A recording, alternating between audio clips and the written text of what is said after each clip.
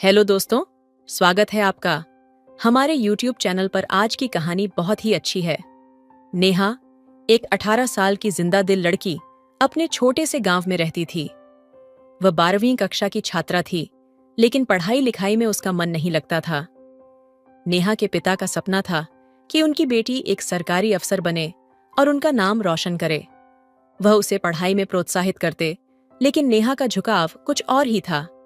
नेहा अपने दोस्तों के साथ मस्ती करने, खेल कूद में वक्त बिताने और गांव की गलियों में बेफिक्र दौड़ने में ज्यादा खुश रहती थी।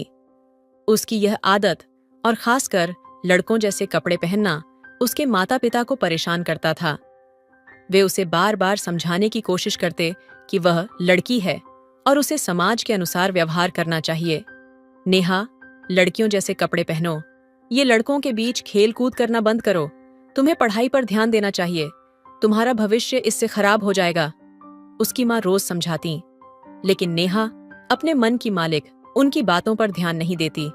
एक दिन नेहा के पिता का गुस्सा अपने चरम पर पहुंच गया। उन्होंने गुस्से में कह दिया, तुम लड़की नहीं हो नेहा, तुम्हारी हरकतें देखकर लगता है तुम एक किन्नर हो। लड़कों के साथ खेल कूद और उनका जैसा व्यवहार करना ही तुम्हें अच्छा लगता है। पिता की इस बात ने नेहा के दिल को गहराई तक चोट पहुंचाई। वह रात भर रोती रही। पहली बार उसे महसूस हुआ कि उसके अपने पिता भी उसकी पहचान पर सवाल उठा रहे हैं। उस रात नेहा ने एक फैसला किया। उसने ठान लिया कि वह अपने पिता को गलत साबित करके रहेगी। उसने अपनी जिंदगी को एक नई दिशा देने की ठानी। अगले दिन से ही नेहा ने अपने दोस्तों से दूरी बना ली और अपने पढ़ाई में पूरी लगन से जुट गई। शुरुआत में सबने उसकी बातों को मजाक में लिया। उसके दोस्तों ने ताना मारा, अरे नेहा अब पढ़ाई करेगी, ये तो नामुमकिन है। लेकिन नेहा ने किसी की परवाह नहीं की। नेहा सुबह जल्दी उठती, घंटों पढ़ाई करती और अपने सपनों को पाने के लिए मेहनत करती। कई बार वह थक जाती, लेकिन उसके पिता की कही वह कड़वी बात उसे हर बार नई ऊर्जा देती। सालों की मेहनत के बाद नेहा ने वह कर दिखाया जो किसी ने सोचा भी नहीं था। उसने सिविल सर्विस परीक्षा पास कर ली और एक बड़ी सरकारी अफसर बन गई। उसके पिता की आंखों में गर्व के आंसू थे। एक दिन जब नेहा ने अपने पिता से कहा, पापा, आपने मुझे किन्नर कहा था, लेकिन वही बात मेरी ताकत बन गई। आज मैं जो कुछ भी हूं, उसमें आपकी बातों का बड़ा हाथ है। तो उसके पिता भावुक हो गए। उन्होंने नेहा को गले लगाते हुए कहा, बेटा, तुमने हमें गर्व महसूस करवाया है। मुझसे गलती हुई थी, लेकिन तुमने मुझे गलत साबित कर दिया। ये कहानी मध्य प्रदेश के एक छोटे से गांव की है, जहां एक साधारण सा परिवार रहता था। परिवार में 4 सदस्य थे। पिता रघुवीर, जो मेहनती किसान थे, उनकी पत्नी सुशीला, एक समर्पित गृहिणी, और उनके 2 बच्चे, बड़ी बेटी नेहा और उसका छोटा भाई अंशु। नेहा 18 साल की थी और 12वीं कक्षा में पढ़ रही थी। उसके पिता का सपना था कि वह अपनी बेटी को पढ़ा लिखा कर एक सम्मानित सरकारी अफसर बनाए। उन्होंने अपने जीवन की हर छोटी बड़ी खुशी को ताक पर रखकर यह सपना देखा था। लेकिन नेहा का मन पढ़ाई में नहीं लगता था। उसके हर विषय में नंबर कम आते थे और वह बार बार असफलताओं का सामना करती थी। नेहा का स्वभाव उसके माता पिता के लिए हमेशा चिंता का विषय रहा। वह लड़कों की तरह कपड़े पहनती, उन्हीं के साथ खेलती और उन्हें अपना साथी मानती।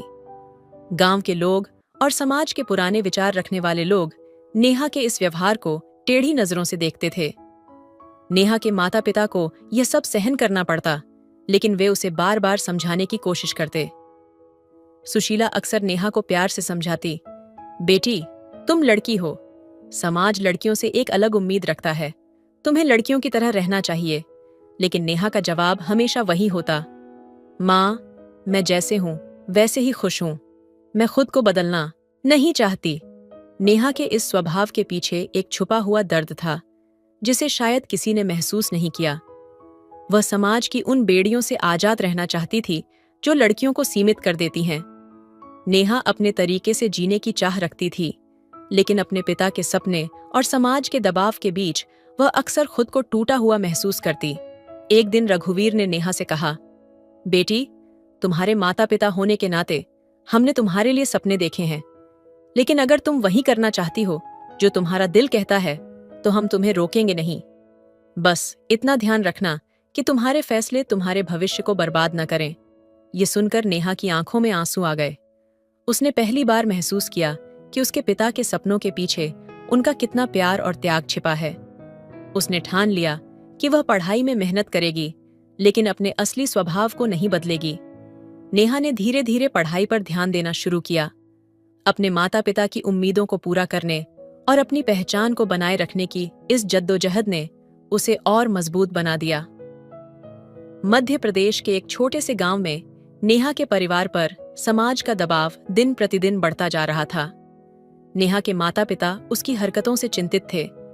उनकी बेटी का व्यवहार, लड़कों जैसे कपड़े पहनना और उन्हीं के साथ खेलना गांव वालों की चर्चा का विषय बन चुका था। एक दिन नेहा के पिता रघुवीर और मां सुशीला ने फैसला किया कि नेहा को डॉक्टर के पास ले जाया जाए। कहीं ऐसा तो नहीं कि उसकी मानसिक स्थिति ठीक न हो। जब डॉक्टर ने नेहा का पूरा चेकअप किया तो उन्होंने कहा, आपकी बेटी पूरी तरह से स्वस्थ है। ये कोई बीमारी नहीं है, बस उसका व्यक्तित्व है। उसे समझने की कोशिश कीजिए। डॉक्टर की यह बात सुनकर माता पिता थोड़ा आश्वस्त हुए, लेकिन गांव वालों की तीखी टिप्पणियां लगातार उनकी आत्मा को छलनी करती रहीं। लोग कहते, आपकी बेटी तो लड़कों के साथ रहती है, वह लड़की नहीं, किन्नर जैसी है। इन शब्दों ने रघुवीर और सुशीला को भीतर तक हिला दिया। समाज के इस ताने और दबाव ने रघुवीर का धैर्य तोड़ दिया।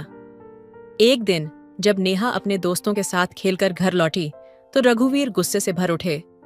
उन्होंने नेहा को डांटा और कहा, मुझे तो लगता है तुम लड़की नहीं हो, तुम किन्नर हो, इसलिए तुम लड़कों जैसे कपड़े पहनती हो और उन्हीं के साथ रहती हो। नेहा के लिए यह शब्द किसी तीर की तरह थे। उसने अपने पिता की आंखों में जो निराशा देखी, उसने उसकी आत्मा को झकझोर दिया।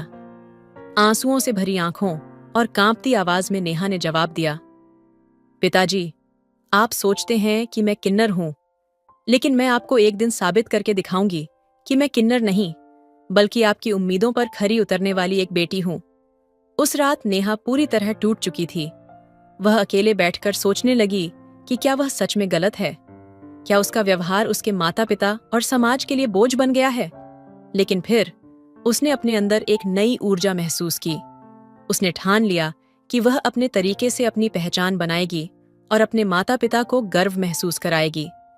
नेहा ने खुद को बदलने की कोशिश नहीं की, बल्कि अपनी सोच और मेहनत को बदल दिया। उसने पढ़ाई पर ध्यान केंद्रित करना शुरू किया। अब उसका हर कदम उसके माता पिता के सपनों और समाज की धारणाओं को चुनौती देने के लिए था। नेहा अपने माता पिता के शब्दों से आहत थी, लेकिन उसने हार मानने के बजाय एक निर्णय लिया। उसने अपने मन में ठान लिया कि वह उन्हें दिखाएगी कि वह एक लड़की है और अपनी पहचान और सामर्थ्य को साबित करेगी। दिन बीतते गए। दिवाली का त्योहार आ पहुंचा। गांव में हर जगह रोशनी, पटाखों की आवाज और खुशियों का माहौल था। हर कोई त्योहार की तैयारियों में व्यस्त था, लेकिन इस खुशी के माहौल में नेहा के दिल में कुछ और ही चल रहा था। दिवाली की रात, जब पूरा परिवार त्योहार में व्यस्त था, नेहा अपने कमरे में चली गई। उसकी मां सुशीला उसे बुलाने के लिए कमरे में गईं, लेकिन जैसे ही उन्होंने दरवाजा खोला, नेहा वहां नहीं थी। कमरे का खालीपन देखकर सुशीला का दिल जोर से धड़कने लगा। नेहा, नेहा, कहाँ गई ये लड़की? सुशीला पूरे घर में नेहा को ढूंढने लगी, लेकिन नेहा कहीं नहीं मिली। घबराई हुई सुशीला ने अपने पति रघुवीर को बताया, नेहा घर में नहीं है, मैंने हर जगह देख लिया। रघुवीर के चेहरे पर चिंता की लकीरें उभर आईं। वह तुरंत गांव के उन लड़कों के पास गए जिनके साथ नेहा अक्सर खेला करती थी। उन्होंने हर किसी से पूछा, क्या तुमने नेहा को देखा है? लेकिन सभी का जवाब एक ही था, नहीं चाचा, हमने नेहा को नहीं देखा। नेहा का कोई पता नहीं चलने पर परिवार पर घबराहट का साया छा गया। वे रात भर जागते रहे, उम्मीद करते रहे कि नेहा कहीं आसपास ही होगी और सुबह तक लौट आएगी। लेकिन सुबह हो गई और नेहा का कोई सुराग नहीं मिला। रघुवीर ने सुबह के उजाले में गांव में फिर से नेहा की तलाश शुरू की। उन्होंने हर चौखट पर जाकर पूछा, लेकिन नेहा का कहीं अता पता नहीं था। सुशीला की आंखों में आंसू थे। उन्हें समझ नहीं आ रहा था कि उनकी बेटी कहाँ चली गई और क्यों। अब यह चिंता सिर्फ माता पिता तक सीमित नहीं रही। गांव के लोग भी नेहा की खोज में शामिल हो गए। हर किसी के मन में सवाल था, नेहा कहाँ गई होगी? क्या उसने कुछ गलत कदम उठाया, या फिर वह किसी अनजान जगह पर चली गई? नेहा की अनुपस्थिति ने हर दिल में बेचैनी भर दी। उसकी माँ का रो रो कर बुरा हाल था और रघुवीर अंदर से टूट चुके थे। उन्होंने खुद से कहा, क्या हमने अपनी बेटी को इतना आहत कर दिया कि उसने घर छोड़ दिया? क्या हमारे शब्द उसके लिए इतने कठोर थे कि वह यह सब सह न सकी? लेकिन किसी को नहीं पता था कि नेहा ने यह कदम क्यों उठाया। उसने अपने दिल में क्या ठान रखा था? और सबसे बड़ा सवाल यह था, क्या नेहा लौट कर आएगी? नेहा के अचानक गायब होने से परिवार की दुनिया थम सी गई थी। रघुवीर और सुशीला हर गली, हर चौखट पर अपनी बेटी को ढूंढ चुके थे। जब उनकी हर कोशिश नाकाम रही तो आखिरकार वे थके हारे नजदीकी पुलिस स्टेशन पहुंचे और नेहा की गुमशुदगी की रिपोर्ट दर्ज करवाई। पुलिस तुरंत हरकत में आई। नेहा का मामला अब एक अनजान चुनौती बन गया था। सबसे पहले उन लड़कों से पूछताछ की गई जिनके साथ नेहा खेला करती थी। पुलिस एक एक करके हर घर गई, हर लड़के से सवाल किए, लेकिन कोई भी ठोस जानकारी नहीं मिली। हर उत्तर एक बंद दरवाजे जैसा महसूस हुआ। अब पुलिस ने नेहा की कॉल डिटेल निकालनी शुरू की। घंटों तक डेटा खंगाला गया, लेकिन वहां भी कोई सुराग नहीं मिला। ये केस हर गुजरते पल के साथ और जटिल होता जा रहा था। नेहा के माता पिता का रो रो कर बुरा हाल था। सुशीला का चेहरा हर बीते दिन के साथ बुझता जा रहा था। उनकी आंखों से आंसू थमने का नाम ही नहीं ले रहे थे। रघुवीर अंदर से टूट चुके थे, लेकिन अपने परिवार को संभालने की कोशिश कर रहे थे। हर रात उनके मन में यही सवाल गूंजता, नेहा कहाँ होगी? क्या वह ठीक होगी? क्या हमने ही उसे इतना आहत कर दिया कि वह हमें छोड़कर चली गई? 1 हफ्ता गुजर गया। पुलिस पूरी ताकत के साथ नेहा की तलाश में जुटी रही, लेकिन हर दिशा में सन्नाटा ही था। उसके माता पिता की उम्मीदें अब धीमी पड़ने लगी थीं। आखिरकार जब वे दोबारा पुलिस स्टेशन पहुंचे तो वहां के दारोगा ने कहा, जब आपकी बेटी का कोई सुराग मिलेगा तो हम आपको तुरंत सूचित करेंगे। ये शब्द सुनकर भी उनका दर्द कम नहीं हुआ। नेहा का घर लौटने का इंतजार करते हुए 1 और महीना बीत गया। हर गुजरते दिन के साथ उनका दुख गहराता गया। रघुवीर रातों को जागते हुए अपनी बेटी की तस्वीर देखते और सोचते, क्या हमसे कोई गलती हो गई? क्या हमने कभी उसकी बातों को समझने की कोशिश नहीं की? सुशीला के लिए हर सुबह एक नई तकलीफ बन चुकी थी। वह दरवाजे पर बैठी रहती, हर गुजरते इंसान की तरफ उम्मीद भरी नजरों से देखती, जैसे वह कोई खबर लेकर आएगा, लेकिन कोई नहीं आता। इस पूरे समय पुलिस की टीमें हर दिशा में नेहा की तलाश कर रही थीं। गांव और उसके आसपास के इलाकों को खंगाला जा चुका था, लेकिन नेहा का कोई सुराग नहीं मिला। माहौल अब केवल डर और दुख से भरा हुआ था। नेहा की अनुपस्थिति ने घर और गांव दोनों पर एक स्याह छाया डाल दी थी। हर किसी के मन में यही सवाल था, आखिर नेहा कहाँ चली गई और क्या वह कभी वापस आएगी? नेहा के माता पिता की उम्मीद धीरे धीरे मुरझा रही थी। हर दिन उनके दिल में एक नया घाव होता और वे बस एक चुप्पी में जीने लगे थे। रघुवीर और सुशीला हर दिन अपनी बेटी की यादों में खो जाते। एक बार फिर वे पुलिस स्टेशन पहुंचे, लेकिन उनकी उम्मीदें बहुत कम हो चुकी थीं। दारोगा साहब, रघुवीर ने गहरी निराशा के साथ पूछा, क्या हमारी बेटी का कोई सुराग मिला? दारोगा साहब ने धीरे से सिर हिलाया। मुझे अफसोस है, लेकिन आपकी बेटी का कुछ भी पता नहीं चला। हम पूरी कोशिश कर रहे हैं, लेकिन अब तक कोई जानकारी नहीं मिल पाई है। दिन धीरे धीरे महीने और फिर महीने सालों में बदल गए। 6 महीने का वक्त बीत गया। एक दिन फिर से रघुवीर और सुशीला पुलिस स्टेशन गए, जहां उन्होंने उम्मीद के साथ दारोगा साहब से पूछा, क्या अब तक हमारी बेटी का कोई पता चला है? दारोगा साहब की आवाज में एक ठंडापन था। आपकी बेटी का केस अब हम बंद कर चुके हैं। फाइल को बंद कर दिया गया है। रघुवीर और सुशीला की आंखों में आंसू थे, लेकिन उनके पास और कोई जवाब नहीं था। वे चुपचाप स्टेशन से बाहर आ गए, मानो उनकी दुनिया पूरी तरह से थम सी गई थी। उन्होंने सोचा, क्या अब हमें इसे भूल जाना चाहिए? घर लौटते हुए उनके कदम भारी थे। 1 साल गुजर गया और नेहा की यादें धीरे धीरे एक दर्द बनकर उनके दिल में बस गई थीं। लेकिन यह क्या? एक दिन एक चमत्कार हुआ। रघुवीर और सुशीला घर के आंगन में खड़े थे जब उनकी नजरें अचानक दरवाजे पर पड़ीं। उनका दिल धड़कने लगा जब उन्होंने देखा एक लड़की जिसे वे पहचानते थे अचानक उनके सामने खड़ी थी। उनकी बेटी नेहा, जो 1 साल से खो गई थी, अब उनके सामने खड़ी थी। नेहा के हाथ में 1 महीने का बच्चा था और उसके पास एक लड़का भी खड़ा था। यह दृश्य उनके दिलों में एक तूफान सा लाया। सुशीला के होंठ कांपने लगे। वह दौड़ी और नेहा को अपनी बाहों में भर लिया, लेकिन फिर उसकी आंखों में सवाल था। बेटा, ये सब क्या हो रहा है? नेहा की आंखों में एक दर्द और गम था, जैसे वह किसी गहरी जिंदगी की सच्चाइयों से जूझ रही हो। उसने धीरे से अपनी माँ की ओर देखा और कहा, माँ, मैं वो नहीं कर पाई जो आप चाहते थे। उसकी आवाज में ऐसी टूटन थी जिसे सुनकर सुशीला का दिल और भी ज्यादा टूट गया। वह नेहा को समझने की कोशिश करती है, लेकिन वह भी यह समझ नहीं पा रही थी कि उसकी बेटी ने ऐसा कदम क्यों उठाया। नेहा चुपचाप खड़ी रही, अपनी दुनिया में खोई हुई। वह इस वक्त तक नहीं समझ पाई थी कि जिस रास्ते पर वह चली थी वह उसकी पहचान और आत्मसम्मान को किस हद तक बदल चुका था। नेहा अपनी माँ के पास खड़ी थी। उसकी आंखों में गहरी उदासी थी, जैसे उसके दिल के कई राज अब सामने आने वाले हों। उसने धीमे से कहा, माँ, पापा ने एक बार मुझे कहा था कि मैं लड़की नहीं हूँ। उन्होंने कहा था कि मैं तो किन्नर हूँ और इसीलिए मैं लड़कों के साथ रहती हूँ, लड़कों जैसे कपड़े पहनती हूँ। वह शब्द मेरे दिल में गहरे उतर गए थे। नेहा की आवाज में दर्द था, लेकिन साथ ही एक ठान लिया हुआ जज्बा भी। मैंने यह साबित करने के लिए यह कदम उठाया कि मैं एक लड़की हूँ और मुझे किसी के समझाने की जरूरत नहीं है। उसकी माँ की आंखों में आश्चर्य और गुस्सा था, लेकिन वह चुप थी। नेहा ने जारी रखा, यह बच्चा मेरा है और यह लड़का, ये मेरा पति है। मैंने उससे कोर्ट मैरिज की है।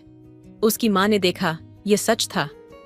उसने बच्चे को अपनी गोद में उठा लिया और उसकी आंखों में आंसू थे, लेकिन इन आंसुओं में अब सच्चाई और प्यार था।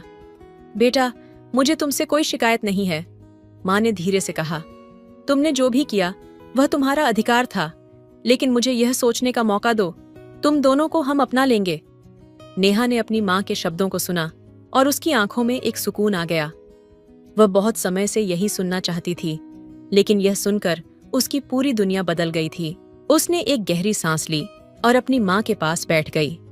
नेहा के पिता की आंखों में अब आंसू थे। वह अपने ही किए पर पछता रहे थे। वह अपनी बेटी के पास आकर खड़े हो गए और उनकी आवाज कांप रही थी। बेटा, मुझे माफ कर दो। मैंने बिना वजह तुम्हारे ऊपर शक किया। मैं जानता हूं कि तुम्हारे साथ ऐसा करना नहीं चाहिए था। नेहा ने एक पल के लिए अपने पिता की ओर देखा और फिर उसकी आंखों में समझ और ममता का एक अदृश्य बंधन बन गया। पापा, मुझे अब भी आप पर यकीन है। आप मेरी दुनिया हो और मैं हमेशा आपकी बेटी रहूंगी। हम सब एक साथ हैं, यही काफी है, उसकी माँ ने कहा और नेहा को अपने गले से लगा लिया। लेकिन इस घटना के बाद एक सवाल अब भी बाकी था। क्या यह समाज कभी अपने बच्चों को बिना किसी दबाव या शक के देख पाएगा? क्या हम कभी उन शब्दों के असर को समझ पाएंगे जो हम अपने बच्चों पर बिना सोच समझ के कहते हैं? इस कहानी का उद्देश्य यही है कि कभी भी किसी के प्रति शक और अनावश्यक दबाव न डालें, क्योंकि आप नहीं जानते कि आपकी एक छोटी सी बात किसी के दिल में क्या असर डाल सकती है और वह क्या कदम उठा सकता है जो आपके लिए शायद समझ में ना आए, लेकिन उसकी जिंदगी के लिए अहम हो। यह कहानी हमें कई महत्वपूर्ण बातें सिखाती है जो हमारे जीवन में सकारात्मक बदलाव ला सकती हैं। इन सिक्खों को संक्षेप में इस प्रकार समझा जा सकता है, अपनी पहचान को स्वीकारें। कहानी यह बताती है कि हर व्यक्ति की अपनी एक अलग पहचान होती है, जिसे हमें समझने और स्वीकारने की आवश्यकता है। नेहा ने अपनी पहचान के साथ संघर्ष किया, लेकिन जब उसने खुद को स्वीकार किया तो उसकी जिंदगी में शांति और समझ आई। हमें अपनी असलियत को समझने और उसे स्वीकारने का साहस रखना चाहिए। समाज के दबाव से ऊपर उठें। समाज के बनाए गए नियम और धारणाओं से परे जाकर हमें खुद की शर्तों पर जीने का हक है। किसी को भी यह अधिकार नहीं है कि वह हमें हमारी पहचान और जीवन के तरीके को लेकर जज करे। हमें खुद पर यकीन रखना चाहिए और अपनी राह खुद चुननी चाहिए। परिवार का समर्थन और प्यार। इस कहानी में परिवार का प्यार और समर्थन सबसे महत्वपूर्ण था। जब नेहा के माता पिता ने अपनी बेटी को बिना शर्त स्वीकार किया तो वह अपनी जिंदगी को सही दिशा में आगे बढ़ा पाई। यह हमें यह सिखाता है कि परिवार की समझ और सहानुभूति जीवन के कठिन समय में सबसे बड़ी ताकत बन सकती है। माफी और समझ की अहमियत। नेहा के पिता ने अपनी बेटी से माफी मांगी और अपनी गलतियों को स्वीकार किया। यह दिखाता है कि माफी मांगना और अपने कार्यों के लिए जिम्मेदारी लेना किसी भी रिश्ते को मजबूत बनाता है। हमें अपनी गलतियों को स्वीकार करके माफी मांगने का साहस रखना चाहिए ताकि रिश्ते में विश्वास और समझ बनी रहे। शब्दों की ताकत। कहानी में यह भी सिखाया गया है कि हमारे शब्दों का दूसरों पर गहरा असर हो सकता है। हमें कभी भी किसी को नीचा दिखाने या बिना सोच समझे कोई बात नहीं करनी चाहिए। शब्दों का चुनाव हमेशा समझदारी से करना चाहिए क्योंकि वे किसी की आत्मा को छू सकते हैं या उसे चोट पहुंचा सकते हैं। ये कहानी हमें यह सिखाती है कि हमें अपने बच्चों, परिवार और समाज के लोगों को बिना किसी पूर्वाग्रह के समझना चाहिए। उनकी पहचान और निर्णयों को सम्मान देना चाहिए क्योंकि हम कभी नहीं जान सकते कि हमारी एक छोटी सी बात किसी के जीवन को कैसे प्रभावित कर सकती है। तो दोस्तों, आपको यह कहानी कैसी लगी कमेंट करके जरूर बताएं। मिलते हैं अगले कहानी में, तब तक अपना ख्याल रखिए। धन्यवाद। हेलो दोस्तों, स्वागत है आपका हमारे YouTube चैनल पर। आज की कहानी बहुत ही दिलचस्प है। वह एक सुबह की यात्रा थी जब दिव्या अपनी रोज की यात्रा के लिए ट्रेन में सवार हुई। भीड़-भाड़ के बावजूद वह अपने आप को शांत रखने की कोशिश कर रही थी, लेकिन अचानक सामने वाले सीट पर बैठा युवक उसकी नजरों में आ गया। वह लड़का, जो बहुत ही आकर्षक और स्मार्ट दिखता था, बार-बार उसकी ओर देख रहा था और हल्की सी मुस्कान के साथ उसकी तरफ इशारा कर रहा था। दिव्या थोड़ी अचंभित हुई, लेकिन उसके दिल में हलचल मच गई। उसकी मुस्कान ने जैसे उसे जादू सा किया था। धीरे धीरे दोनों की आंखों का मिलना बढ़ने लगा। दिव्या ने भी उसे मुस्कुराते हुए जवाब दिया। ऐसा लग रहा था जैसे दोनों एक दूसरे के ख्यालों में खो चुके थे। कुछ देर बाद लड़के ने धीरे से अपनी बात शुरू की। क्या आप अक्सर इस रूट पर सफर करती हैं? दिव्या ने सिर झुकाते हुए हल्के से कहा। जी हाँ, रोज। लेकिन आप? मैं भी रोज ही आता हूं, लेकिन आज आपका चेहरा कुछ खास लग रहा था, लड़के ने कहा, और उसकी आंखों में एक चमक थी, जैसे वह सच में कुछ महसूस कर रहा हो। इस छोटे से संवाद ने दोनों को और करीब ला दिया।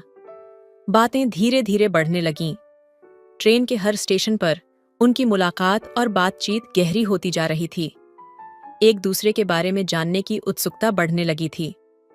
दिव्या ने महसूस किया कि उसका दिल तेजी से धड़कने लगा था। लड़का, जिसका नाम आदित्य था, उसे अपने सपनों की तरह महसूस होने लगा। क्या आप जानते हैं, कभी कभी हमें अपनी जिंदगी के सबसे खूबसूरत लम्हे अचानक ही मिल जाते हैं, आदित्य ने मुस्कुराते हुए कहा। दिव्या ने चौंकते हुए जवाब दिया। आपका क्या मतलब है? आदित्य ने उसकी ओर देखा। मेरा मतलब है, आज जब आप मुझसे बात कर रही हैं तो ऐसा लगता है जैसे सब कुछ सही हो गया है, जैसे यह रास्ता मेरे लिए खास है। दिव्या का दिल एक खुशी से भर गया। कुछ पल की चुप्पी के बाद उसने कहा, मुझे भी लगता है कुछ खास है। आपसे मिलकर अच्छा लगा। समय के साथ दोनों की मुलाकातें बढ़ने लगीं। हर दिन ट्रेन में मिलने का इंतजार रहता और हर दिन वे एक दूसरे से और भी गहरे जुड़ते जाते। उनकी बातचीत और मुस्कानें एक दूसरे के दिल में प्यार के बीज बोने लगीं। और फिर एक दिन आदित्य ने दिव्या से कह दिया, क्या तुम मेरे साथ इस यात्रा को हमेशा के लिए करना चाहोगी? दिव्या की आंखों में आंसू थे, लेकिन वो खुशी के थे। उसने हाँ कहा और दोनों के दिलों में उस ट्रेन की सवारी ने अपनी एक नई शुरुआत की थी। प्यार की सवारी। समय बीतता गया और आदित्य और दिव्या की मुलाकातों ने एक नई दिशा ले ली। हर सुबह की ट्रेन यात्रा अब एक खास इंतजार बन गई थी। दोनों के बीच अब न सिर्फ हल्की फुल्की बातें होती थीं, बल्कि एक दूसरे के दिलों में गहरे राज भी पलने लगे थे। एक दिन जब दिव्या ट्रेन में बैठी थी और आदित्य का इंतजार कर रही थी, उसने देखा कि आदित्य उसके पास आने से पहले ही थोड़ी देर खड़ा होकर उसे देख रहा था। उसकी आंखों में एक गहरी भावनाओं का तूफान था। जब आदित्य सामने आया तो दिव्या ने मुस्कान के साथ पूछा, क्या हुआ? आज कुछ अलग लग रहे हो। आदित्य ने अपनी नजरें दिव्या की आंखों में डालीं और कहा, तुमसे मिलने से पहले मैं कभी नहीं जानता था कि किसी से इतना जुड़ाव महसूस हो सकता है। तुम्हारे बिना ये ट्रेन की यात्रा अब अधूरी सी लगती है। तुमसे हर दिन बात करके, हर पल तुम्हारे साथ बिताकर मुझे ऐसा महसूस होता है जैसे मेरी जिंदगी में एक नया रंग आ गया हो। दिव्या के दिल में हलचल मच गई। उसका चेहरा गुलाबी हो गया और वह कुछ कहने से पहले थोड़ी देर चुप रही। फिर उसने कहा, मुझे भी यही लगता है। तुम्हारे साथ ये सफ़र और भी खूबसूरत लगने लगा है। जैसे हमारी बातें, हमारी मुस्कान, सब कुछ बहुत खास है। आदित्य ने उसकी बातों को महसूस किया और बिना कुछ कहे उसने दिव्या का हाथ अपने हाथों में ले लिया। दिव्या के दिल की धड़कनें तेज हो गईं। उसका मन कह रहा था कि वह आदित्य के साथ हमेशा के लिए इस सफर पर जाना चाहती है, लेकिन वह डर भी रही थी। डर था कि क्या यह प्यार सच में हमेशा के लिए रहेगा।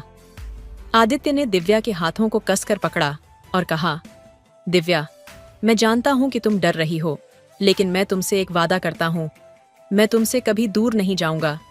जितनी गहराई से तुम मुझसे जुड़ी हो, मैं भी तुम्हारे साथ उतनी ही गहराई से जुड़ चुका हूं। हम दोनों के बीच यह प्यार, ये रिश्ते की बंधन, ये सफर कभी खत्म नहीं होगा। दिव्या ने उसकी आंखों में गहराई से देखा और धीरे से कहा, मैं भी यही चाहती हूँ आदित्य, इस प्यार को हमेशा के लिए महसूस करना। फिर एक दिन आदित्य ने दिव्या को एक खास जगह पर ले जाने का फैसला किया। ट्रेन के सफर के बाद वह उसे एक पार्क में ले गया, जहां दोनों शांत वातावरण में एक दूसरे के साथ समय बिता सकते थे। आदित्य ने दिव्या के सामने घुटने टेकते हुए कहा, दिव्या, क्या तुम मेरी जिंदगी का हिस्सा बनोगी? क्या तुम मेरे साथ हमेशा के लिए इस सफर पर चलोगी? दिव्या की आंखों में आंसू थे, लेकिन यह खुशी के आंसू थे। उसने हाँ कहा और आदित्य के गले लग गई। उस पल में दोनों का प्यार और भी गहरा हो गया। उनके दिल एक दूसरे के लिए धड़क रहे थे और ट्रेन के सफर से शुरू हुई यह कहानी अब दोनों के जीवन का सबसे अहम हिस्सा बन चुकी थी। अब उनकी मुलाकातें और बातचीत सिर्फ ट्रेन में नहीं, बल्कि हर मोड़ पर एक दूसरे के साथ होती थीं। दोनों ने एक दूसरे का हाथ थामा और हर दिन नए सपनों और खुशियों के साथ अपने प्यार की नई मंजिलों को तय किया। समय के साथ आदित्य और दिव्या का रिश्ता और भी गहरा हो गया। दोनों के बीच की समझ, एक दूसरे के प्रति विश्वास और प्यार अब हर पल महसूस होने लगा था। ट्रेन में उनकी मुलाकातें अब किसी खूबसूरत दिन का हिस्सा बन चुकी थीं, लेकिन अब उनका प्यार सिर्फ वहां तक सीमित नहीं था। वे एक दूसरे के जीवन में पूरी तरह से समाहित हो गए थे। एक शाम जब आदित्य और दिव्या एक कैफे में बैठे थे, आदित्य ने अचानक दिव्या से कहा, तुम जानते हो दिव्या, जब से तुम मेरी जिंदगी में आई हो, तब से मुझे किसी और चीज की जरूरत नहीं रही। मेरा दिल अब पूरी तरह से तुम्हारा है। तुम्हारे बिना तो जैसे मेरा अस्तित्व ही अधूरा सा लगता है। दिव्या ने उसकी बातों को सुना और उसकी आंखों में एक हल्की सी मुस्कान तैर गई। तुमसे मिलकर मुझे ऐसा लगता है जैसे मेरी सारी खोई हुई खुशियां वापस मिल गई हैं, जैसे जीवन ने मुझे एक नई शुरुआत दी हो, दिव्या ने कहा और आदित्य के हाथ को हल्का सा पकड़ लिया। दोनों के बीच चुप्पी थी, लेकिन वह चुप्पी अब बोझिल नहीं, बल्कि आरामदायक और प्यार से भरी हुई थी। फिर आदित्य ने एक गहरी सांस लेते हुए कहा, क्या तुम सोचती हो कि हम दोनों के बीच यह प्यार हमेशा के लिए रहेगा? दिव्या ने उसकी आंखों में देखा और उसके दिल ने तुरंत जवाब दिया, हाँ, मैं जानती हूं कि यह प्यार कभी खत्म नहीं होगा।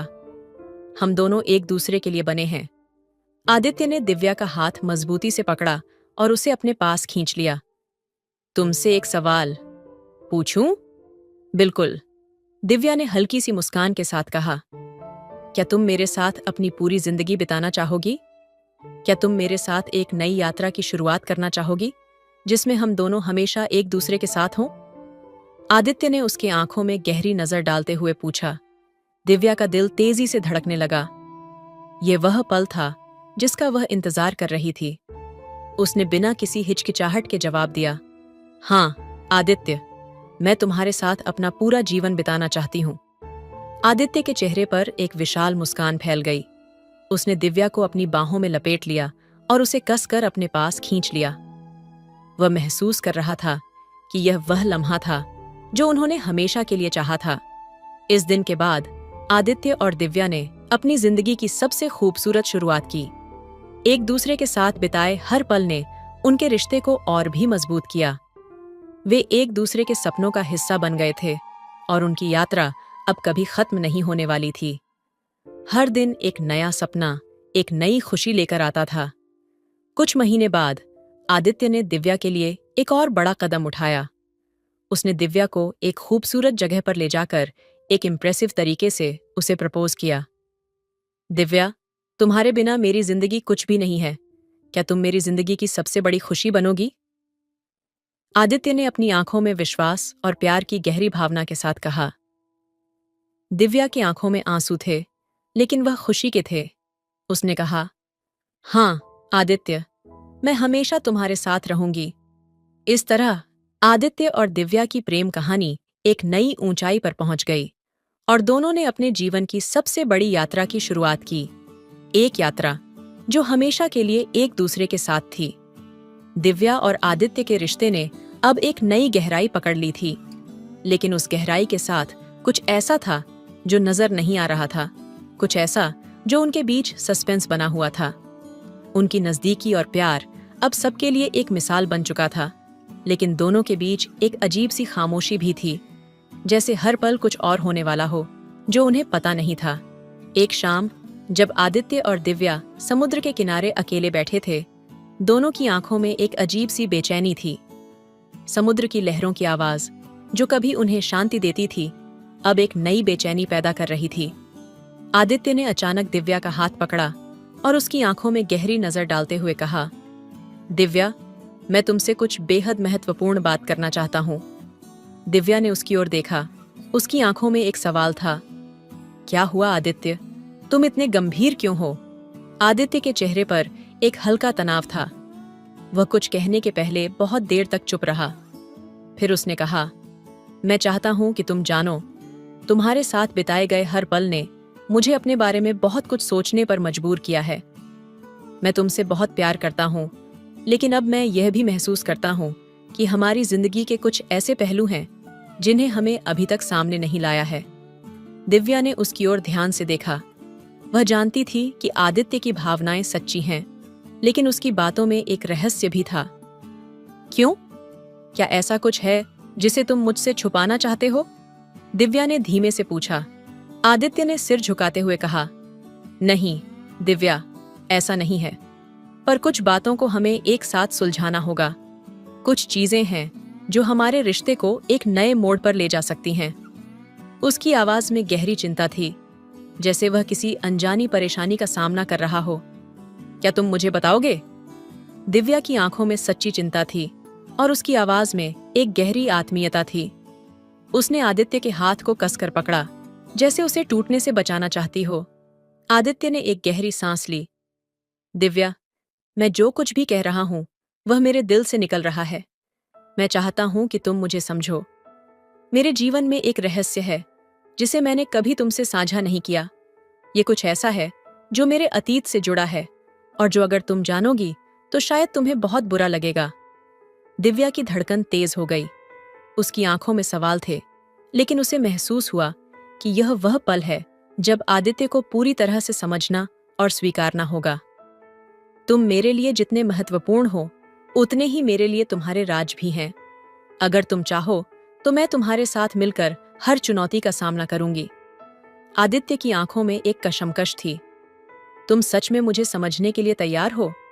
आदित्य ने पूछा, जैसे वह यह जानना चाहता हो कि दिव्या को उसकी कमजोरियों का सामना करने के लिए तैयार किया जा सकता है। हमने मिलकर बहुत कुछ पार किया है आदित्य। अगर तुम सच में मुझे अपना मानते हो तो मैं तुम्हारी हर बात समझने के लिए तैयार हूं। दिव्या ने पूरी सच्चाई से कहा। उसकी आवाज में एक तरह का विश्वास था, एक ऐसा विश्वास जो उसने खुद के लिए भी कभी महसूस नहीं किया था। आदित्य ने दिव्या की ओर देखा और फिर धीरे धीरे एक टुकड़ा चुप्पी में बसा लिया। मैं तुम्हें एक बात बताऊं दिव्या, आदित्य ने कहा, मेरे अतीत में एक गहरी दर्दनाक कहानी है जो अब तक मैं किसी से नहीं कह सका। मैं जानता हूं कि अगर तुम इसे जानोगी तो शायद तुम मुझसे दूर हो जाओ, लेकिन मैं चाहता हूं कि तुम जानो, तुम्हारे बिना मेरी जिंदगी कुछ भी नहीं है। दिव्या की आंखें सवालों से भरी हुई थीं, लेकिन उसने आदित्य के हाथ को और कसकर पकड़ लिया, जैसे उसे ढूंढने के लिए कुछ जरूरी था। तुमसे कोई बात हो या न हो, मैं तुम्हारे साथ हूं आदित्य। तुम जितना चाहो खुलकर मुझसे बात करो। आदित्य ने एक लंबी सांस ली और फिर, जैसे उसे एक और कदम बढ़ाने का साहस मिला, उसने कहा, मैं तुम्हें बताता हूं।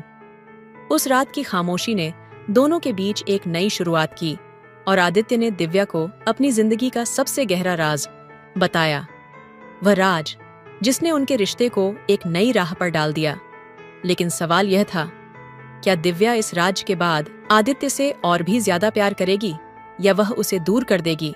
दिव्या और आदित्य के बीच एक अजीब सा सन्नाटा था, जैसे दोनों के बीच एक कांच की दीवार खड़ी हो।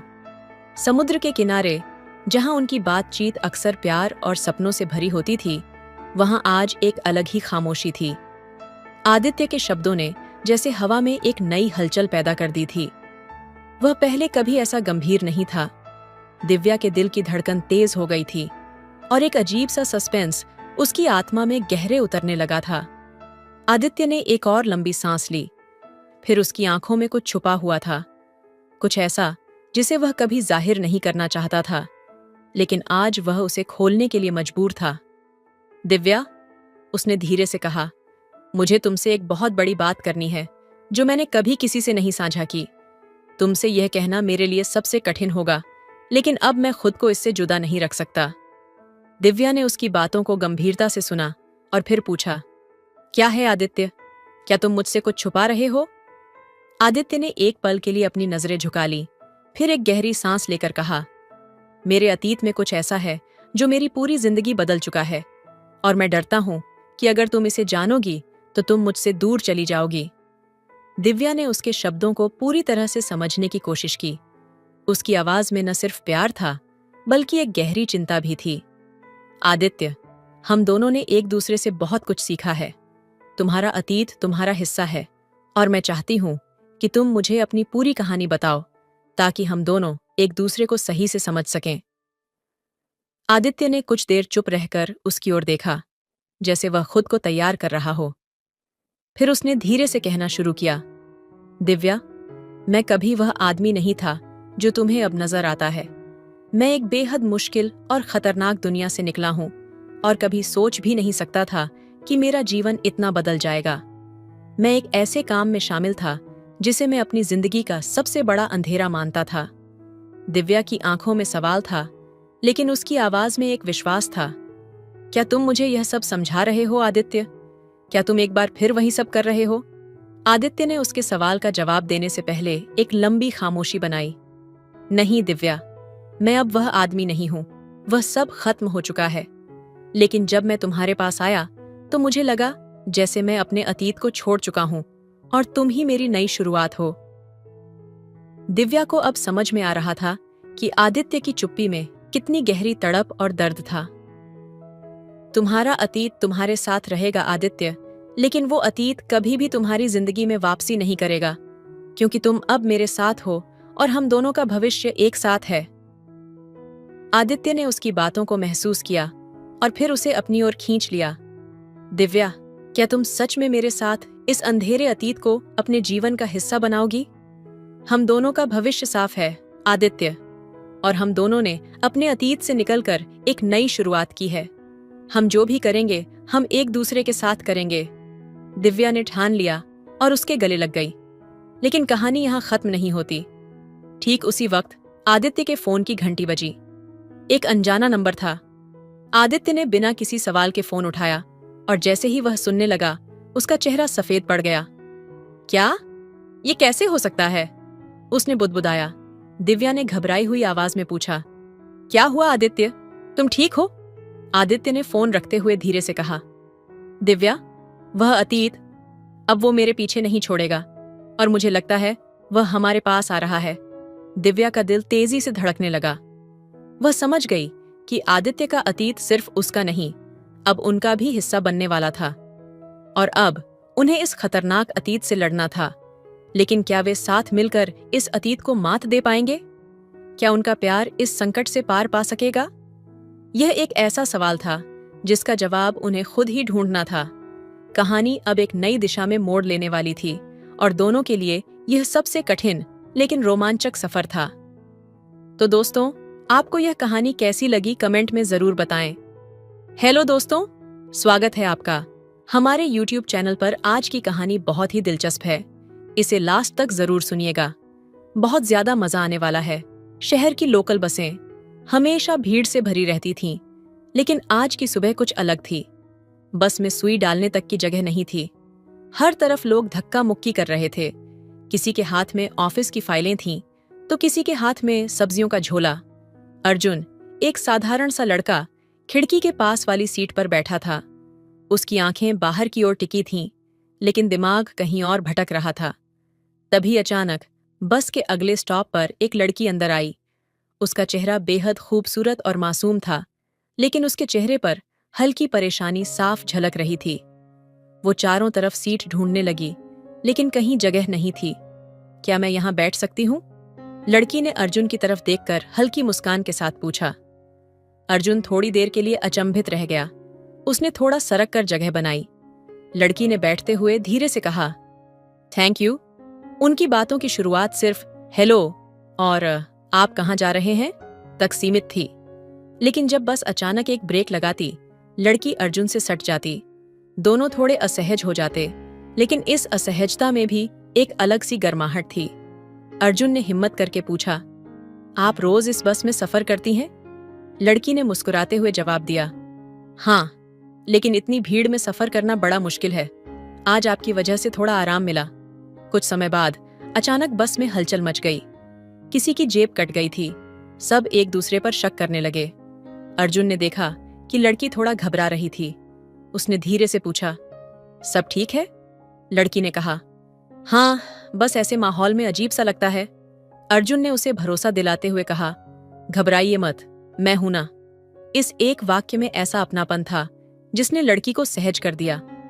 बस अपनी रफ्तार से चल रही थी, लेकिन अर्जुन और उस लड़की के बीच की दूरी धीरे धीरे कम हो रही थी। दोनों ने एक दूसरे के बारे में बातें करना शुरू किया। अर्जुन को पता चला कि उसका नाम आर्या है और वह एक कॉलेज स्टूडेंट है। जब उनका स्टॉप आया तो आर्या ने मुस्कुराते हुए कहा, आज आपसे मिलकर बहुत अच्छा लगा। अर्जुन के पास कुछ कहने के लिए शब्द नहीं थे, लेकिन उसकी आंखों में एक चमक थी। अगले दिन फिर वही बस, वही भीड़, लेकिन इस बार अर्जुन को इंतजार था आर्या का। और जब आर्या आई तो उसने मुस्कुराते हुए कहा, आज तो खड़े होने की भी जगह नहीं है। अर्जुन ने झट से अपनी सीट पर उसे बैठने का इशारा किया। धीरे धीरे उनकी मुलाकातें बढ़ने लगीं और एक दिन भीड़ से भरी उसी बस में जब दोनों खामोशी से खिड़की के बाहर देख रहे थे, अर्जुन ने धीरे से कहा, शायद इस भीड़ में तुम्हारा मिलना ही मेरी सबसे बड़ी खुशी है। आर्या ने मुस्कुराकर कहा, और शायद इस भीड़ में तुम्हारे बिना सफर करना अब मुमकिन नहीं। और इस तरह एक खचाखच भरी बस में शुरू हुई कहानी ने दोनों के दिलों में हमेशा के लिए जगह बना ली। अर्जुन और आर्या की मुलाकातें अब रोज का हिस्सा बन चुकी थीं, लेकिन जैसे जैसे उनके बीच का रिश्ता गहराता गया, अर्जुन के मन में एक अजीब सी बेचैनी बढ़ने लगी। उसे लगता था कि सब कुछ बहुत जल्दी हो रहा है और कहीं न कहीं इस रिश्ते में कुछ ऐसा था जो सामान्य नहीं लग रहा था। एक शाम जब दोनों बस में खिड़की के पास बैठे थे, आर्या का फोन बार बार बज रहा था। उसने जल्दी से फोन काट दिया और अर्जुन की ओर देखकर मुस्कुराई। अर्जुन ने कुछ पूछने की कोशिश की, लेकिन आर्या ने टाल दिया। कौन था? अर्जुन ने आखिरकार पूछ ही लिया। आर्या ने हल्के स्वर में कहा, कोई खास नहीं, बस एक दोस्त। लेकिन उसकी आवाज में कुछ ऐसा था जो अर्जुन को खटक गया। कुछ दिनों बाद बस की वही भीड़भाड़ और वही धक्का मुक्की। अर्जुन ने देखा कि एक अजनबी आदमी आर्या को घूर रहा था। उसकी नजरें आर्या के लिए कुछ अजीब सी लग रही थीं, जैसे वो उसे पहचानता हो। अर्जुन ने तुरंत आर्या से पूछा, तुम उसे जानती हो? आर्या ने घबराते हुए कहा, नहीं, नहीं तो। अर्जुन का मन इस बात को मानने को तैयार नहीं था। उस आदमी की नजरें, आर्या का झेंप जाना और अचानक माहौल का भारी हो जाना, ये सब कुछ सही नहीं लग रहा था। रात को अर्जुन देर तक जागता रहा। वो सोचने लगा, क्या मैं आर्या को सच में जानता हूं? क्या उसने अपनी जिंदगी के बारे में कुछ छिपाया है? अगले दिन उसने आर्या से सीधे सीधे पूछ लिया, आर्या, क्या तुम मुझसे कुछ छिपा रही हो? आर्या ने पहले तो हंसते हुए बात को टाल दिया, लेकिन जब अर्जुन ने जोर दिया तो उसकी हंसी अचानक गायब हो गई। उसने गहरी सांस लेते हुए कहा, अर्जुन, मेरी जिंदगी में कुछ चीजें ऐसी हैं जिनके बारे में बात करना आसान नहीं है। अर्जुन ने उसे भरोसा दिलाते हुए कहा, तुम मुझसे सब कुछ कह सकती हो। लेकिन इससे पहले कि आर्या कुछ कह पाती, बस अचानक एक तेज झटके के साथ रुकी। वही अजनबी आदमी जिसे अर्जुन ने पहले देखा था, बस में चढ़ा। उसकी आंखों में एक अजीब सी चमक थी। आर्या ने उसे देखा और उसका चेहरा सफेद पड़ गया। वो तुरंत उठी और अर्जुन से बोली, मुझे यहां से जाना होगा। आर्या, रुको, क्या हो रहा है? अर्जुन ने घबराते हुए कहा। नहीं अर्जुन, तुम नहीं समझोगे, मैं तुम्हें खतरे में नहीं डाल सकती, आर्या ने कहा और भीड़ में गायब हो गई। अर्जुन उसे रोक नहीं सका। उसकी आंखों में सवालों का तूफान था। वो अजनबी आदमी भी बस से उतर गया। अर्जुन ने खिड़की से देखा कि वो आदमी आर्या का पीछा कर रहा था। उस रात अर्जुन ने फैसला किया कि वो आर्या की सच्चाई जाने बिना चैन से नहीं बैठेगा। लेकिन क्या उसकी ये जिज्ञासा उसे अंधेरी राहों की ओर ले जाएगी, या वो आर्या को बचा पाएगा उस रहस्यमयी साए से जो उसके पीछे लगा था? अर्जुन के सवालों का जवाब उसकी हिम्मत और प्यार की गहराई में छिपा था। लेकिन क्या ये प्यार उसे बचाएगा या तबाह कर देगा? अर्जुन की जिंदगी में सब कुछ थम गया था। आर्या के अचानक गायब होने और उसके पीछे छिपे राज ने उसे बेचैन कर दिया था। उसने हर जगह आर्या को ढूंढने की कोशिश की, लेकिन हर बार खाली हाथ लौटना पड़ा। एक दिन उसे आर्या की एक झलक बस से उतरते हुए मिली, लेकिन उसके साथ एक अजनबी व्यक्ति था। वो आदमी आर्या के करीब था और आर्या का चेहरा कुछ ऐसा था जैसे उसने हार मान ली हो। अर्जुन ने चुपचाप उनका पीछा किया। वे दोनों एक सुनसान गली में रुके। अर्जुन ने देखा कि वो आदमी आर्या से गुस्से में बात कर रहा था। उसकी आवाज थोड़ी तेज थी, लेकिन शब्द स्पष्ट नहीं थे। आर्या उसकी बातों से डरी हुई लग रही थी। अर्जुन के कदम अपने आप आगे बढ़े। आर्या, उसने पुकारा। आर्या ने पीछे मुड़कर देखा। उसकी आंखों में डर था। अर्जुन, तुम यहां क्यों आए? उसने घबराई आवाज में कहा। वो आदमी अर्जुन की ओर मुड़ा। उसकी नजरों में संदेह और क्रोध था। तुम कौन हो? उसने सख्त लहजे में पूछा। मैं आर्या का दोस्त हूं, अर्जुन ने मजबूती से जवाब दिया, और आपसे कह रहा हूं कि उसे छोड़ दें। उस आदमी ने हंसते हुए कहा, तुम नहीं जानते ये लड़की किसके साथ जुड़ी हुई है। ये सब तुम्हारी सोच से परे है। वापस चले जाओ, वरना पछताओगे। आर्या ने अर्जुन से कहा, प्लीज यहां से चले जाओ, ये जगह तुम्हारे लिए सुरक्षित नहीं है। लेकिन अर्जुन टस से मस नहीं हुआ। आर्या, मैं तुम्हें इस हालत में नहीं छोड़ सकता। मुझे फर्क नहीं पड़ता कि क्या हुआ है, मैं तुम्हारे साथ हूं। अचानक वो आदमी गुस्से से भड़क उठा। उसने कदम बढ़ाया, लेकिन आर्या ने बीच में आकर उसे रोक दिया। उसे मत छुओ, वो मेरे लिए सब कुछ है, उसने साहस भरे स्वर में कहा। आदमी की आंखें सिकुड़ गईं। अगर तुमने मेरी बात नहीं मानी तो इसका अंजाम अच्छा नहीं होगा, उसने धमकी दी। इस बीच अर्जुन ने आर्या का हाथ पकड़ा और कहा, चले चलो, हमें इस जगह से दूर जाना होगा। दोनों दौड़ते हुए उस गली से निकल गए। सुनसान रास्तों और अंधेरे गलियों के बीच भागते हुए अर्जुन ने आर्या से कहा, अब बताओ आखिर क्या हो रहा है? आर्या ने रूंधे हुए स्वर में कहा, अर्जुन, मैं चाहती थी कि तुम मेरी जिंदगी में शामिल ना हो, लेकिन अब सब कुछ बिगड़ चुका है। वो आदमी मेरे अतीत का हिस्सा है। मैंने एक बार गलती की थी और अब उसकी कीमत चुका रही हूं। अर्जुन ने उसका हाथ कसकर पकड़ा और कहा, तुम्हारा अतीत चाहे जो भी हो, मैं तुम्हें इससे बाहर निकालूंगा। तुम्हें इस डर के साए में और नहीं जीने दूंगा। उनके चारों तरफ का अंधेरा जैसे घना होता जा रहा था, लेकिन अर्जुन और आर्या का हाथ एक दूसरे का सहारा था। आगे की राहें मुश्किल थीं।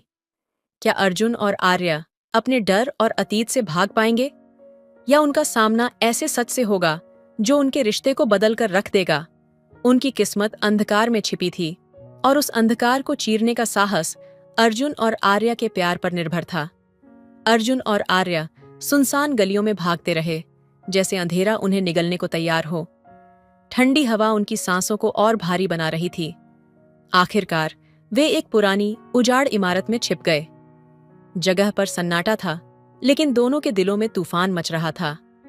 अब और छुपने की जरूरत नहीं है, मुझे सब सच बताओ आर्या, अर्जुन ने थकी हुई आवाज में कहा। उसकी आंखों में दर्द और जिज्ञासा थी। आर्या ने अपने हाथ घुटनों पर रखे और गहरी सांस ली। उसकी आंखों से आंसू टपकने लगे। अर्जुन, मैं तुम्हें नहीं बताना चाहती थी, लेकिन अब इससे बचा नहीं जा सकता। मेरा अतीत बहुत गहरा और अंधेरा है। वो आदमी कौन था, और उसने ऐसा क्या कहा जो तुम्हें इतना डरा गया? अर्जुन ने सख्त लहजे में पूछा। आर्या ने कहा, उस आदमी का नाम विराट है। वो मेरे अतीत का वो हिस्सा है जिसे मैं मिटाना चाहती थी। कुछ साल पहले मैं अपनी जिंदगी की सबसे बड़ी गलती में फंस गई। विराट ने मुझे अपनी जाल में फंसाया। वो दिखने में एक साधारण इंसान था, लेकिन उसकी दुनिया खतरनाक थी। वो एक गिरोह का हिस्सा था और उसने मुझे उनके कामों में फंसा लिया। मैंने कुछ गलत किया और तब से वो मुझ पर नजर रखता है। अर्जुन ने गहरी सांस लेते हुए पूछा, तुमने क्या किया था? आर्या की आवाज कांपने लगी। मैंने उसके कहने पर एक पैकेज पहुंचाया था। मुझे लगा था ये कुछ साधारण चीज होगी, लेकिन वो पैकेज किसी के लिए खतरा बन गया। उसकी वजह से एक आदमी की जिंदगी तबाह हो गई और तब से विराट मुझे ब्लैकमेल कर रहा है। अर्जुन के चेहरे पर गुस्सा और चिंता दोनों थे। तुमने मुझे क्यों नहीं बताया? मैं तुम्हारी मदद कर सकता था। आर्या ने हंसते हुए कहा, तुम नहीं समझते अर्जुन। विराट जैसा आदमी किसी को नहीं छोड़ता। वो मुझे हमेशा के लिए अपने शिकंजे में रखना चाहता है और अब तुम भी खतरे में हो। तभी दरवाजे के बाहर हलचल हुई। विराट के लोग इमारत के अंदर आने की कोशिश कर रहे थे। आर्या ने घबराते हुए कहा, वो आ गए हैं, हमें यहां से निकलना होगा। नहीं, अर्जुन ने ठहरते हुए कहा, अब भागने का वक्त नहीं है। मुझे किसी भी हाल में तुम्हें इस सब से बाहर निकालना है। आर्या ने उसकी ओर देखा। उसकी आंखों में डर और उम्मीद दोनों थे। लेकिन कैसे? वो बहुत ताकतवर हैं। अर्जुन ने उसका हाथ पकड़ा। हम उनके खिलाफ लड़ेंगे। तुम्हारा अतीत जितना भी अंधेरा हो, मैं तुम्हें उस अंधकार से बाहर लाने की हर संभव कोशिश करूंगा। लेकिन उनके पास समय कम था। विराट के लोग दरवाजे पर आ चुके थे। अर्जुन और आर्या को एक बार फिर उस अंधेरे का सामना करना था जो हर पल और गहरा होता जा रहा था। क्या उनका प्यार इस खतरनाक खेल में जीत पाएगा, या उनका अतीत उनकी जिंदगी के हर उजाले को निगल लेगा? अंधकार में छिपे सच और पछतावे का यह साया उनकी किस्मत को किस दिशा में ले जाएगा, ये समय ही बताएगा। अर्जुन और आर्या किसी तरह उस अंधेरी इमारत से बाहर निकले और एक सुनसान सड़क पर आ गए। शहर की हलचल उनसे कोसों दूर थी और उनके चारों ओर बस सन्नाटा था। सड़क के किनारे एक पुरानी फैक्ट्री की इमारत दिख रही थी। दोनों ने फैसला किया कि वहां कुछ देर के लिए छिपा जा सकता है। फैक्ट्री में घुसते ही अर्जुन ने आर्या की तरफ देखा। उसकी सांसें तेज चल रही थीं और आंखों में डर अब भी कायम था। लेकिन इस बार अर्जुन ने उसे नहीं छोड़ा। उसने धीरे से आर्या का हाथ पकड़ा और उसे अपने करीब खींच लिया। आर्या, तुम जितना भी डर लो, मैं तुम्हारे साथ हूं। मैं तुम्हारे इस डर और अंधकार को तुम्हारी जिंदगी से मिटा दूंगा। आर्या ने उसकी ओर देखा। उसकी आंखों में पहली बार सुकून की झलक थी। अर्जुन, मैं नहीं जानती कि तुम ये सब क्यों कर रहे हो। मेरा अतीत तुम्हें भी अंधकार में ले जा सकता है। मैं तुम्हारे लिए खतरा बन सकती हूं। अर्जुन ने उसकी बात काटते हुए कहा, प्यार खतरे की परवाह नहीं करता आर्या। अगर तुम्हारा अतीत अंधकार है तो मैं वो दिया बनूंगा जो तुम्हें रास्ता दिखाए। आर्या ने उसकी बात सुनकर आंखें बंद कर लीं। उसकी आंखों से आंसू बहने लगे, लेकिन इस बार वे आंसू डर के नहीं, बल्कि अर्जुन के प्रति भरोसे के थे। उसने अर्जुन के सीने से लगकर कहा, मैंने कभी सोचा नहीं था कि कोई मुझे मेरे अतीत से बचाने के लिए इतना आगे जाएगा। अर्जुन ने उसके चेहरे को अपने हाथों में लिया और कहा, तुम्हें बचाना मेरा फैसला नहीं है आर्या, ये मेरी जिम्मेदारी है। उनकी नजदीकियां बढ़ने लगीं। दोनों के बीच की खामोशी भी एक दूसरे को सहला रही थी।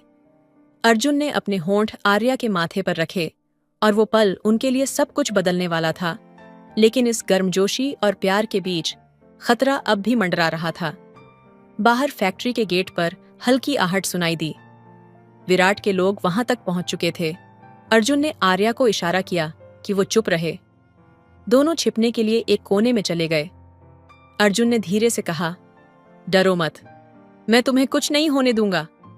आर्या ने धीरे से कहा, अर्जुन, अगर हम आज बच भी गए तो क्या हमारा कल सुरक्षित होगा? विराट हमें कभी नहीं छोड़ेगा।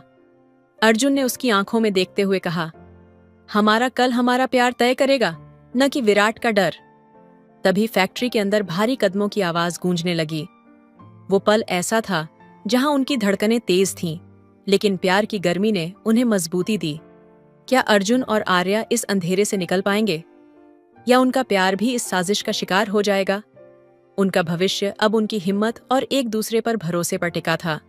तो दोस्तों, आपको यह स्टोरी कैसी लगी? कमेंट करके ज़रूर बताएं। मिलते हैं अगली कहानी में, तब तक के लिए धन्यवाद।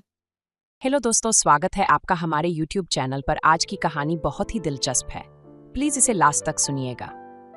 गांव के बीचों बीच बनी किराने की दुकान पर हर सुबह हलचल होती। इस दुकान के मालिक मोहन अंकल एक 60 वर्षीय सरल स्वभाव के व्यक्ति थे।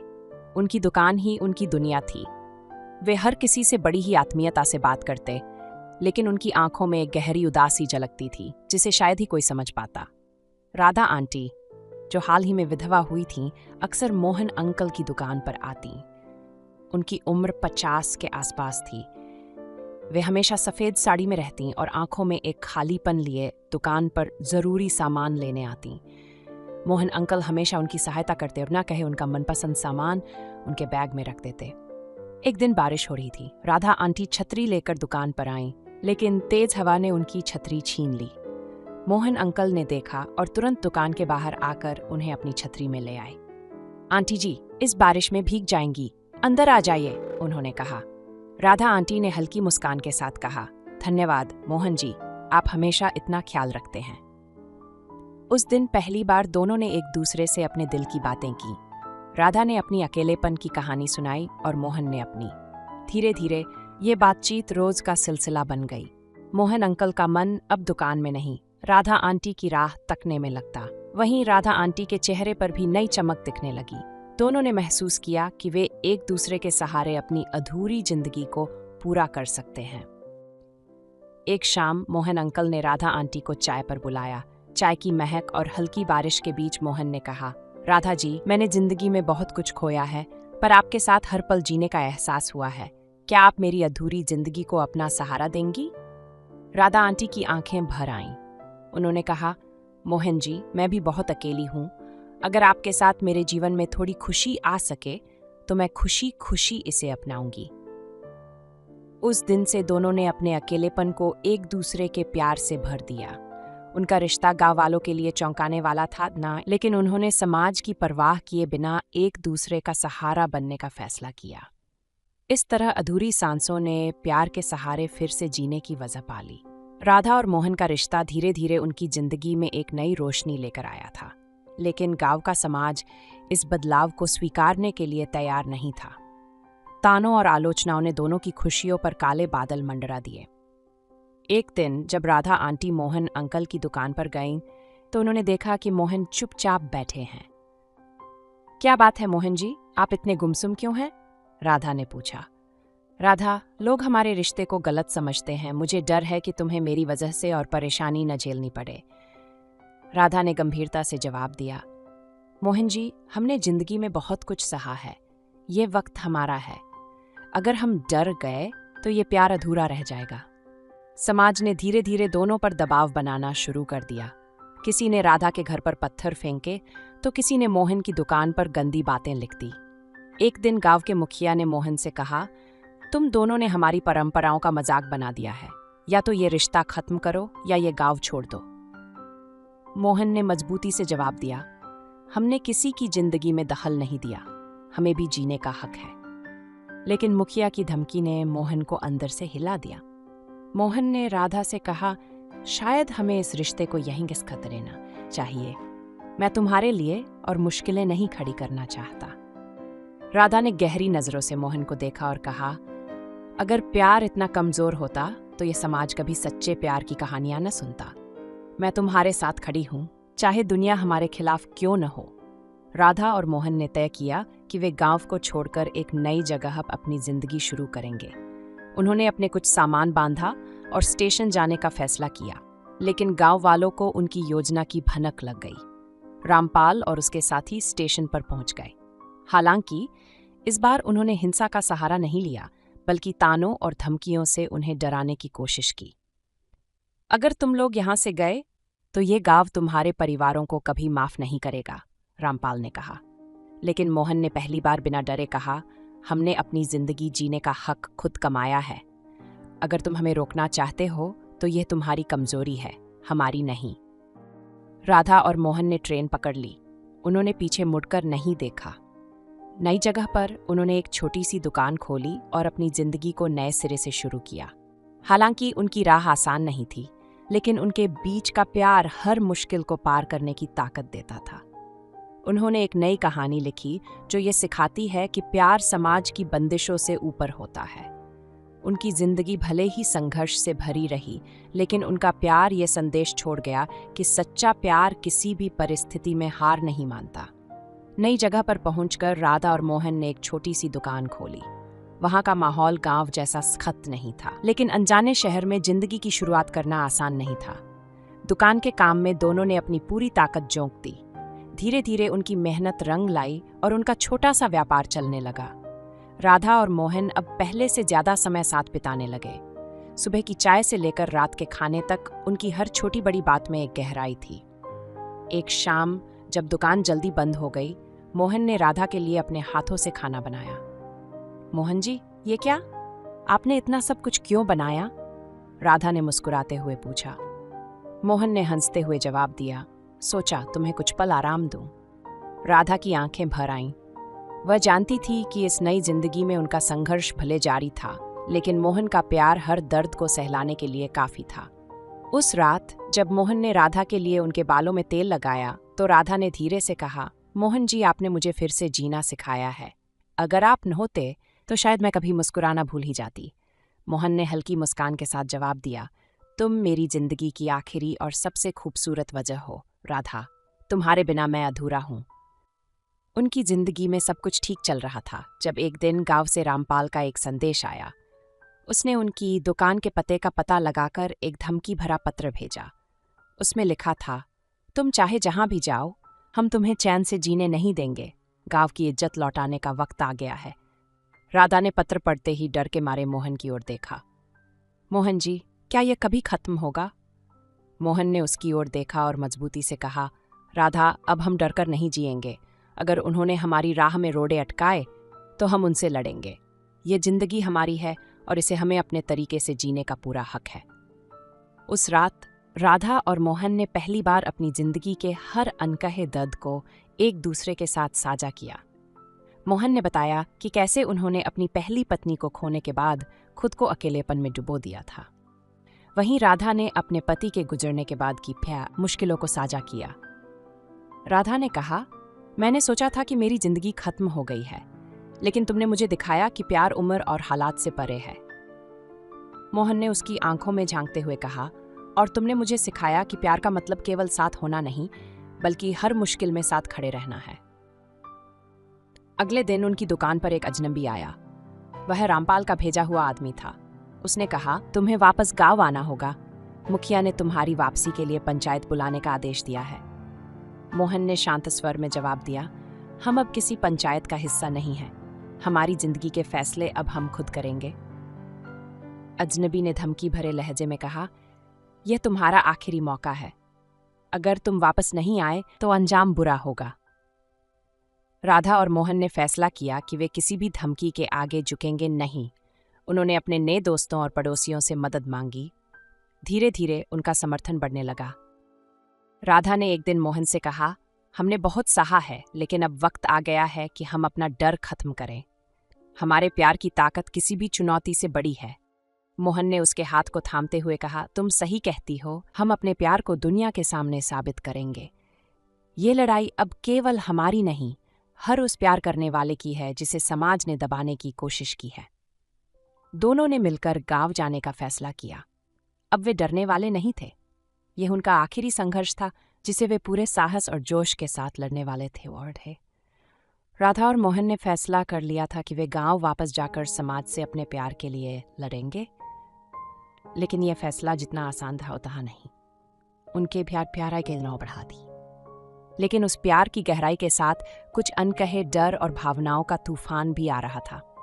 गांव लौटने पर उनका सामना वही तानों भरी निगाहों और पुराने दुश्मनों से हुआ। लोग उन्हें देखकर फुसफुसाने लगे। मुखिया रामपाल ने पंचायत बुला ली और सबके सामने कहा, तुम दोनों ने इस गांव की इज्जत मिट्टी में मिला दी है। क्या उम्र और रिश्तों का कोई मतलब नहीं बचा है तुम्हारे लिए? राधा ने साहस के साथ जवाब दिया, इज्जत समाज की सोच से नहीं, इंसान के कर्मों से बनती है, और हमारा प्यार कोई अपराध नहीं है। ये हमारे दिल का फैसला है और इसे हम किसी की दया या इजाजत से नहीं जीते। लेकिन यह केवल सामाजिक दबाव नहीं था जो उनकी परीक्षा ले रहा था। मोहन के दिल में धीरे धीरे एक अजीब सा डर पैदा होने लगा। गांव की सारी नफरत, ताने और धमकियों ने उसे भीतर ही भीतर कमजोर कर दिया। वह सोचने लगा कि शायद राधा को उससे दूर होना चाहिए ताकि वह अपने जीवन को शांति से जी सके।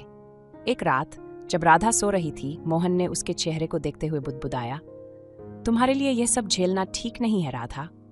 शायद मेरा प्यार तुम्हारे लिए मुश्किलें ही लाता है। उसके दिल में एक अजीब सी कशमकश थी। वह राधा को प्यार करता था, लेकिन उसे इस दर्द से बचाना चाहता था। अगले दिन मोहन ने राधा से कहा, शायद हमें अलग हो जाना चाहिए। मैं तुम्हारे लिए परेशानी का सबब बन रहा हूं। राधा की आंखों में गुस्सा और दर्द दोनों झलकने लगे। ये क्या कह रहे हो मोहन जी? क्या प्यार सिर्फ तब तक टिकता है जब तक सब कुछ ठीक हो? मुश्किलों का सामना करना भी तो प्यार का हिस्सा है। मोहन ने सिर झुका लिया। राधा, तुम्हारे बिना मैं कुछ भी नहीं हूं, लेकिन मैं नहीं चाहता कि समाज तुम्हें और चोट पहुंचाए। तुमने पहले ही बहुत सहा है। राधा ने गहरी नजरों से मोहन की ओर देखा और कहा, अगर तुमने मुझे छोड़ा तो ये समाज नहीं, तुम मेरा सबसे बड़ा दर्द बन जाओगे। हमारा रिश्ता समाज से बड़ा है, इसे तुम इतनी आसानी से खत्म नहीं कर सकते। रात में दोनों ने अब दर्द और प्यार को खुलकर साझा किया। मोहन ने राधा को अपने डर बताए और राधा ने उसे अपने भरोसे का एहसास कराया।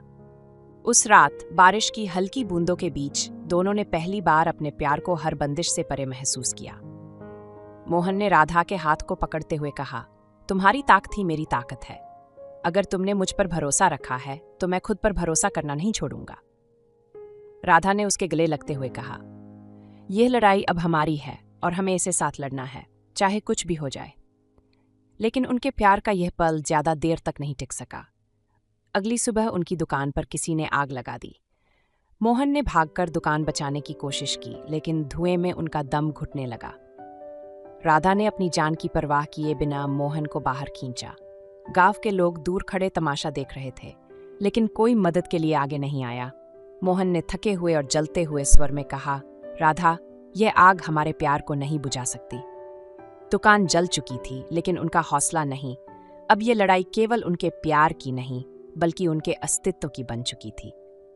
दोनों ने तय किया कि वे समाज से भागने की बजाय अपनी जगह और सम्मान के लिए खड़े रहेंगे। राधा ने मोहन का हाथ थामते हुए कहा, हमारा प्यार इस आग से भी ज्यादा ताकतवर है, इसे कोई मिटा नहीं सकता। मोहन ने राधा की आंखों में झांकते हुए कहा, अगर दुनिया हमारे खिलाफ है तो हमें और मजबूत होना होगा। ये आग हमारी परीक्षा है राधा, और मैं कसम खाता हूं हम इसे जीतेंगे। राधा की आंखों में आंसू थे, लेकिन वे कमजोरी के नहीं बल्कि हौसले के थे। उसने कहा, हमारा प्यार कोई कमजोरी नहीं, ये हमारी ताकत है। चलो इस राख से अपनी नई दुनिया बसाते हैं। उस रात जब पूरा गांव सोया हुआ था, राधा और मोहन ने जल चुकी दुकान के पास एक दिया जलाया। वो दिया उनके हौसले की निशानी था। उन्होंने फैसला किया कि वे हर मुश्किल का सामना करेंगे और अपनी मेहनत से सब कुछ दोबारा खड़ा करेंगे। अगली सुबह राधा और मोहन ने उसी जल चुकी जमीन पर खड़े होकर गांव वालों को संबोधित किया। मोहन ने दृढ़ता से कहा, अगर हमारे प्यार को गलत समझा गया है तो हम इसे सही साबित करेंगे। हमारी दुकान जल सकती है, लेकिन हमारे सपने नहीं। हम फिर से शुरुआत करेंगे और ये आग हमारे लिए प्रेरणा बनेगी। राधा ने भी अपनी आवाज में साहस भरते हुए कहा, हमें किसी की दया नहीं चाहिए। हमारा प्यार और हमारी मेहनत हमें वो सब वापस दिलाएगी जो हमने खोया है। उनकी आवाज में जोश था और उनकी आंखों में विश्वास। धीरे धीरे गांव के कुछ लोग उनके पास आए और मदद का हाथ बढ़ाया। यही शुरुआत थी उनके नए सफर की। आग ने उनके सपनों को खाक करने की कोशिश की थी, लेकिन अब वे उस राख से अपने नए सपनों को आकार देने जा रहे थे। उनका प्यार जो कभी अकेला था, अब पूरे गांव की ताकत बन रहा था। गांव वालों की मदद के बावजूद धीरे धीरे मोहन और राधा के इरादों के खिलाफ साजिशें पनपने लगीं। कुछ लोगों को उनकी बढ़ती नजदीकियां और समाज के बंधनों को तोड़ने का साहस खटकने लगा। एक रात जब राधा और मोहन अपनी टूटी दुकान की मरम्मत में लगे थे, अचानक हवा में एक अजीब सी बेचैनी छा गई। किसी ने राधा के परिवार को उनके खिलाफ भड़काया। राधा के पिता अपने लोगों के साथ दुकान पर पहुंचे। उनकी आंखों में गुस्सा और लहजे में कड़वाहट थी। राधा, तुमने हमारे सम्मान को मिट्टी में मिला दिया है। उनके शब्द तलवार की तरह राधा के दिल में उतर गए। मोहन ने शांत लेकिन मजबूती से जवाब दिया, प्यार अगर इज्जत को मिट्टी में मिलाता है तो शायद आपकी इज्जत सही मायनों में बनी ही नहीं थी। राधा के पिता के चेहरे पर गुस्से की लकीरें गहरी हो गईं। उन्होंने मोहन को धमकी दी, अगर तुमने राधा से दूर रहना नहीं सीखा तो इसके अंजाम बहुत बुरे होंगे। राधा ने बीच में कदम रखते हुए कहा, पिताजी, अगर आप मेरे प्यार को समझ नहीं सकते तो मैं आपकी इस इज्जत के लिए अपना जीवन कुर्बान नहीं कर सकती। मोहन ही मेरा सच है और मैं उसके साथ हर मुश्किल झेलने के लिए तैयार हूं। लेकिन इस इकरार के बाद दोनों के रिश्ते में अजीब सी खामोशी घर करने लगी। राधा के दिल में अपने परिवार की नफरत की पीड़ा थी और मोहन को लगने लगा कि उनका प्यार शायद हर बंधन तोड़ने की ताकत नहीं रखता। एक रात चांदनी में बैठकर मोहन ने कहा, राधा, तुम्हें अपने परिवार की नफरत सहनी पड़ रही है। क्या मैं तुम्हारे जीवन में अंधेरा लेकर आया हूं? राधा ने धीरे से उसके हाथ पर अपना हाथ रखा और कहा, तुम अंधेरा नहीं हो मोहन, लेकिन शायद हमारा प्यार इस समाज के लिए बहुत बड़ा सवाल है जिसका जवाब ये देने को तैयार नहीं। दोनों की आंखों में आंसू थे लेकिन शब्द चुप थे। ये वही प्यार था जिसने उन्हें आग से बचाया था, लेकिन अब वही प्यार एक जख्म बन रहा था। तो दोस्तों, आपको ये कहानी कैसी लगी कमेंट करके ज़रूर बताएं। मिलते हैं अगली कहानी में, तब तक के लिए धन्यवाद।